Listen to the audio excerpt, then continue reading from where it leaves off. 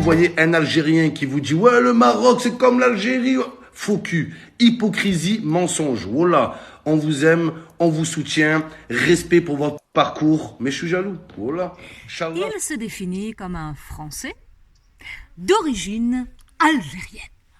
Il est double, mais sans trouble.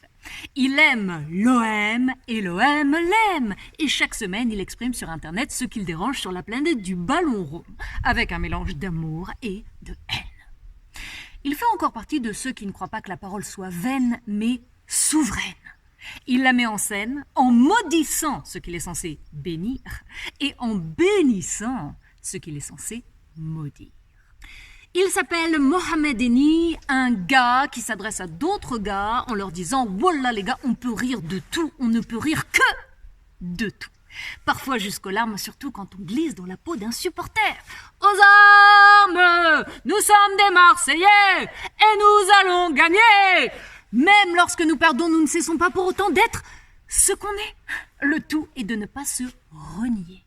Et c'est précisément le sujet dont il s'est emparé aujourd'hui pour jeter un sort aux Marocains sans quitter sa zone de confort. Alors peut-on soutenir le Maroc en étant algérien et le tout sans baisser son froc? Ça ne va pas de soi pour cet énergumène qui ne pratique pas la langue de bois et qui va droit au but. Il est jaloux. Il en veut au Maroc pour ses électrochocs, la Belgique, l'Espagne, le Portugal, bam, bam, bam. Et quoi encore? Non, pas la France. Surtout pas la France.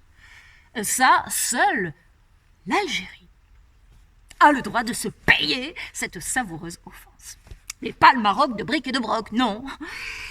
Comment on appelle déjà quelqu'un qui vous trahit pour ne pas se trahir? La réponse, un traître. Et voilà les gars, c'est tout l'être du Maroc.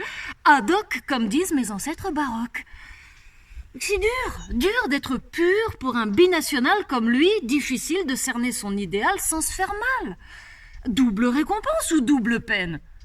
Et pas de veine, parce qu'il paraît-il, que lorsqu'on est deux, c'est comme si on était entre deux feux.